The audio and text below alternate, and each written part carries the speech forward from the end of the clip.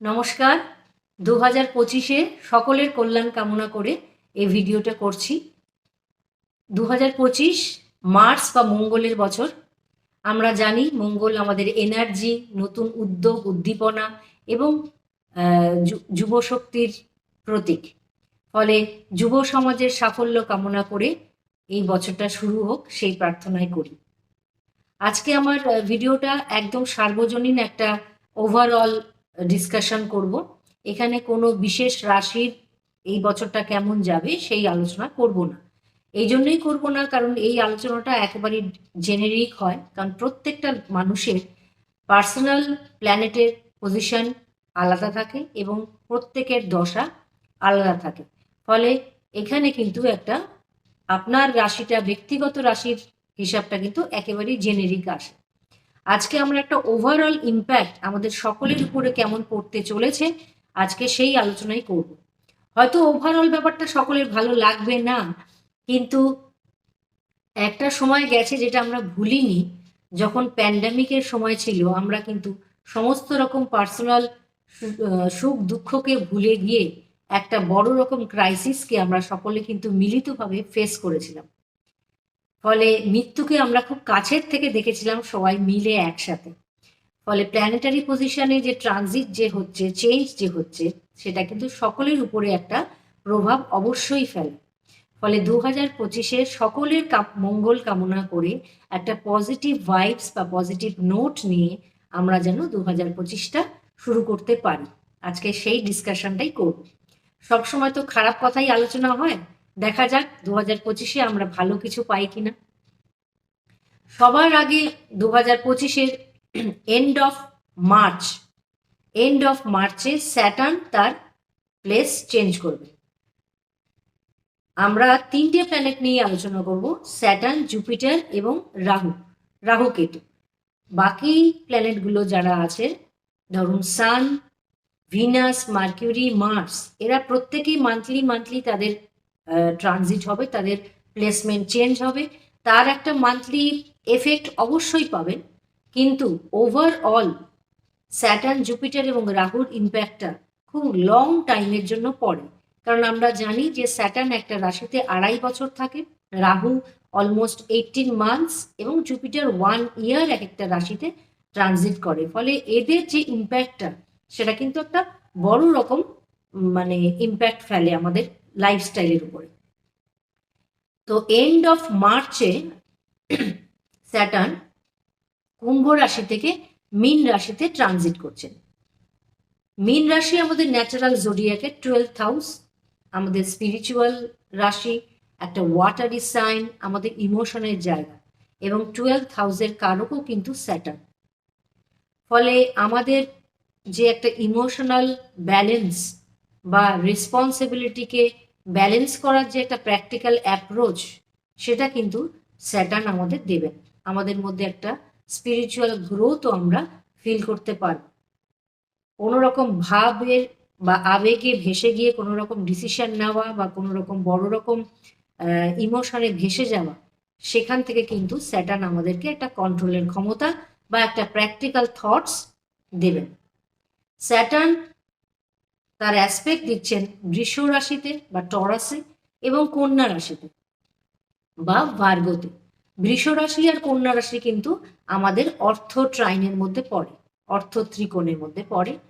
ফলে এখানে আমরা কিন্তু স্যাটার্নের অ্যাসপেক্টের জন্য আমাদের ফাইন্যান্সিয়াল একটা ডেভেলপমেন্ট, ব্যবসা বাণিজ্যের উন্নতি, আর্থিক দিক থেকে কিন্তু একটা উন্নতি আমরা আশা করতে পারি এবং একটা আর্থিক স্টেবিলিটিও আমরা এক্সপেক্ট করতে পারি 2025-এ, যে আর্থিক দিক থেকেও আমরা কিন্তু একটা স্টেবল কন্ডিশনের মধ্যে যাব।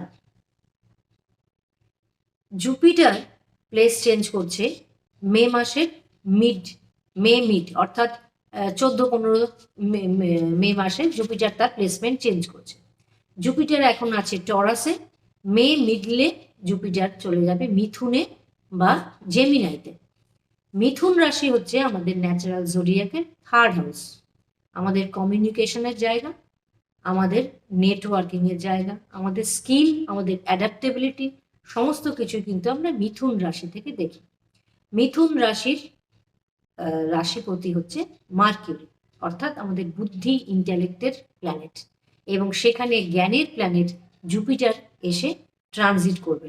ফলে জ্ঞান এবং বুদ্ধির একটা সুন্দর সংমিশ্রণ কিন্তু আমরা এই সময়টা দেখতে পাব। জুপিটার অ্যাসপেক্ট দিচ্ছে আরেকটি রাশি অর্থাৎ তুলা রাশি এবং কুম্ভ রাশিতে। তুলা রাশি, কুম্ভ রাশি এবং মিথুন রাশি তিনটেই কিন্তু বায়ু রাশি। আমরা জানি যে বায়ু রাশি আমাদের ইন্টেলেকচুয়াল এবিলিটিটাকে শো করে, এবং আমাদের আমাদের যে বুদ্ধি বলুন বা আমাদের ইন্টেলেকচুয়াল যে ডেভেলপমেন্ট সেটা কিন্তু এই তিনটে রাশি শো করে। তাছাড়া এই তিনটে রাশি কিন্তু আমাদের কাম ট্রাইন বা আমাদের ডিজায়ার ট্রাইনের মধ্যে পড়ে। আমাদের ভোগ, আমাদের লোভ, লালসা, সমস্ত কিছু কিন্তু চাহিদা এই তিনটে রাশি আমাদের ডিনোট করে। সেখানে জুপিটার বসে থাকা এবং জুপিটারের অ্যাসপেক্ট পড়া অর্থাৎ দৃষ্টি পড়া আমাদের কিন্তু সমস্ত রকম মানে ডিজায়ারের মধ্যে একটা কন্ট্রোল কিন্তু আমরা এই সময়টা দেখতে পাবো। জুপিটার তুলা রাশিতে অ্যাসপেক্ট করবে। তুলা রাশি হচ্ছে আমাদের ব্যালেন্সের জায়গা, আমাদের ব্যবসা বাণিজ্যের জায়গা। ফলে ব্যবসা বাণিজ্যের একটা ডেভেলপমেন্ট আমরা এই সময় এক্সপেক্ট করছি। প্লাস কুম্ভ রাশিতে জুপিটারের যে 9th অ্যাসপেক্ট, কুম্ভ রাশি কিন্তু আমাদের ন্যাচারাল জোডিয়াকের 11th হাউস, অর্থাৎ আমাদের কাম ট্রাইনের হাইয়েস্ট পয়েন্ট এবং আমাদের ডিজায়ারের হাইয়েস্ট পয়েন্ট।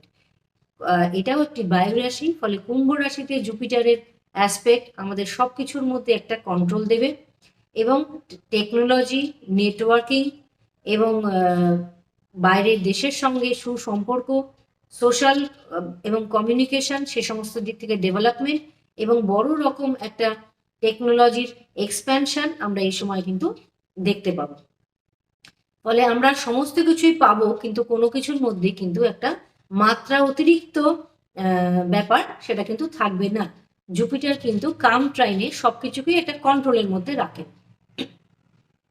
জুপিটার অক্টোবর মাসে ক্যান্সার, অক্টোবরের 19th নাগাদ ক্যান্সারে ট্রানজিট করবে। ক্যান্সারে জুপিটার এক্সল্টেড পজিশনের মধ্যে চলে যাচ্ছে।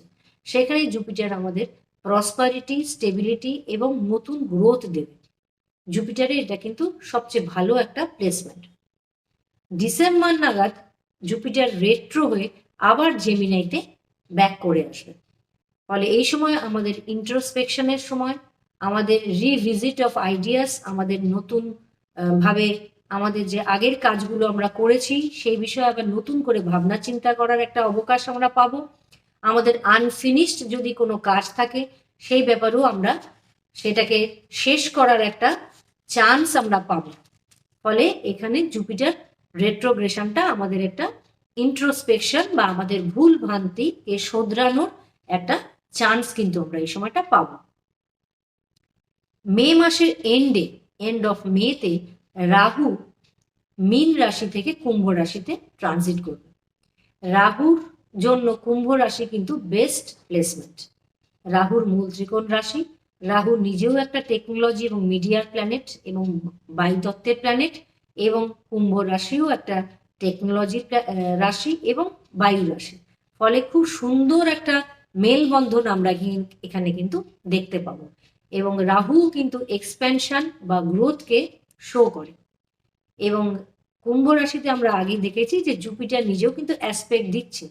ফলে এখানে আমরা টেকনোলজি বা নতুন এআই বলুন বা মিডিয়া বলুন, সমস্ত দিক থেকে কিন্তু আমরা একটা বড় রকম অ্যাডভান্সমেন্ট বা ডেভেলপমেন্ট কিন্তু আমরা 2025-এ এক্সপেক্ট করছি। টেকনোলজি বা সায়েন্টিফিক দিক থেকে যতই ডেভেলপমেন্ট আসবে, অবশ্যই আমাদের দেশের যুব সমাজের একটা ডেভেলপমেন্ট তো আমরা দেখতেই পাবো। তাদের চাকরি বাকরি সমস্ত দিক থেকেই আশা করা যাচ্ছে তারা একটা নতুন সুযোগ সুবিধা পাবে। কারণ কুম্ভ রাশি আমাদের 11th হাউস, ফলে আমাদের অর্থর দিক থেকেও কিন্তু একটা বড় রকম আমরা একটা ডেভেলপমেন্ট এখানে দেখতে পাচ্ছি। কেতু এসে যাচ্ছে সিংহ রাশিতে। সিংহ রাশি ন্যাচারাল জোডিয়াকের 5th হাউস এবং আমাদের ধর্মট্রায়। ফলে কেতু নিজেও একটা স্পিরিচুয়াল প্ল্যানেট।